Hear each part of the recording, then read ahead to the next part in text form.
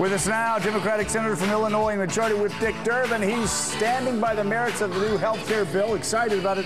And Republican Senator from South Carolina, the chairman of the steering committee, Senator Jim DeMint, who's pushing to repeal that bill. Of course, I had Jim DeMint, someone who followed me on Twitter, say you've got to play Waterloo for Senator DeMint, and also ask him why he decided to be the Napoleon of this situation instead of being the British admiral. So is this now the Republican Waterloo that Barack Obama's passed health care reform? Joe, we'll find out in November, but good morning and thanks for having me. I would encourage all of the viewers to go to repealitpledge.com and help us to repeal some of these folks who voted for this bill. Is that possible, Senator? Well, I think it is. If we have a good election in November and Americans really stand up in 2012 with the new president, I think this is bad enough, Joe, that we need to make it a long-term objective.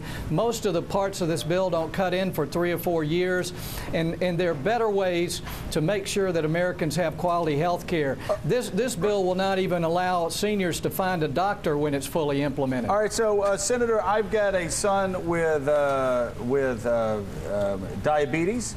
Right. I also have been in a job before where I was worried I was going to be fired. Well, this one, every job I'm in, I'm always worried that I'm a week away from being fired. And Cobra is so expensive. Are you telling Americans you want to repeal the pre-existing clause? You want to repeal the portability part of this bill as well?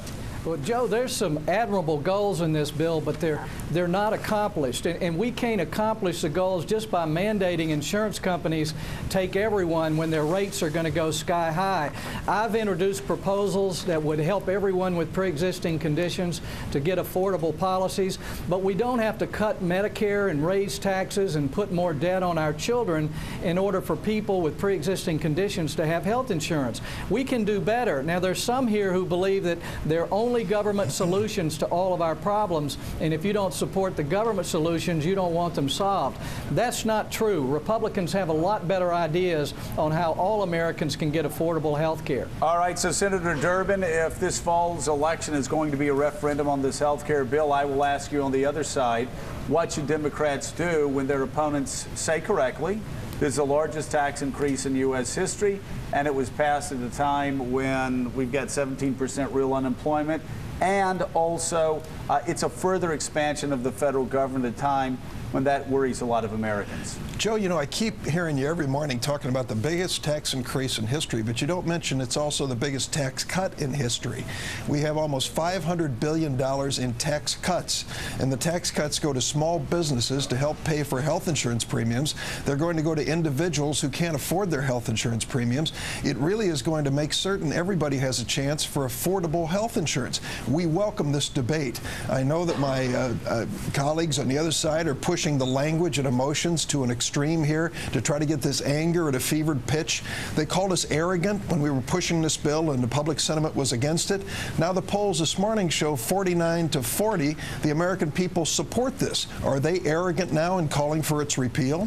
Well, what you said are you accusing Jim DeMint of trying to push people's emotions to an extreme? I'll let Jim speak for himself, but he seems to revel in the anger of people. I hope we can have a rational discussion that gets beyond the emotions. Sometimes emotions take us a little too far. And if you look at the reality, what Senator DeMint wants to do in repealing this bill is just what you described. Say to a family with a sick child with a history of diabetes or asthma that it's just an unfortunate circumstance. Senator, you can't find health insurance. Isn't that a false choice? Because most Republicans I talk to support it, but we don't believe you raise taxes on people that make wise investments during a recession. So do we have to have both? Joe, you can't play it both ways. I heard you say that on the show the other day. I'll pick out the pieces of this bill I like and say I'm really for those. You know, the bottom line is this bill puts it all together. Yes, if you're making over $200,000 a year, you're going to pay slightly more in taxes. It's the cost, I think, of having the kind of America that we want to have, where we have 30 million more people with health insurance instead of pushing their bills off on everybody else. Jim DeMint, isn't it worth it? Democrats will say raise taxes on the rich. If you want to define rich as $200,000 and above, so 31 million Americans can now have the same type of health insurance that you and your family have.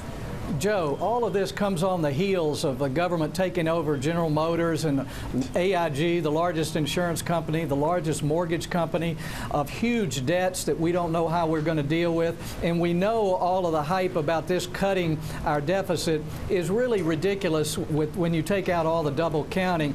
It's not just about health care. It's an understanding that the government can't solve all our problems. And it's really stealing from next generation by putting this debt onto them and telling them we're going to help people today, but you're going to pay for it tomorrow. Okay, but Democrats will say, though, let's answer two things. First of all, Democrats have said that the CBO's numbers are revenue neutral. Now, of course, if they had come back and said this blows a hole in the deficit, you would have, in the national debt, you would have brought that up. And secondly, how do you respond to Senator Durbin saying what I have yet to hear, and I certainly haven't read in any documents, that this is the largest tax cut in U.S. history? Well, Joe, that is just fantasy. This is a huge tax increase, and I think as people see the cost of this, not only in taxes, but in their jobs, if small businesses thought they were getting a tax cut, they would be for this. They're not. I was on a conference call with thousands of them yesterday, and they're up in arms, and they want to figure out, can we repeal this? Can we fix health care the right way? And can we stop this government rampage that seems to be trying to take over all areas of our economy? All right, and Senator Durbin, I'll give you the last word. I want to know, what's your source? Because I read the CBO report, I read the Joint Committee on Taxation report.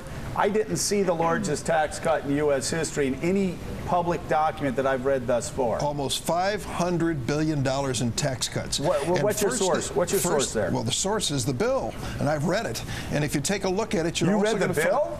Oh, yes. Congratulations! We found one that has. No, many have. And I can tell you also that most of it, in the first day, we can say to America's small businesses, if you have fewer than 25 employees, we're going to help you pay for your health insurance for your employees.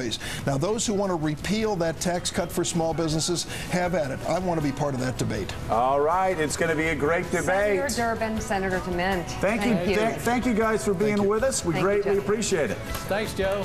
Coming up, China strikes back against Google, the latest move in this online chess match when we come back. And on deck, the nation's Katrina Vanden Heuvel will be here in just a few minutes. Keep it right here. By the way, I seriously, I try not to read. You know, it gets in the way of logic. But I did read. I read the CBO report. I read the Joint Committee on Taxation report.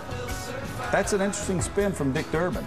It's not a spin. It's an interesting spin. I'm going to dig back in and read again because I haven't seen that yet. We'll be right back.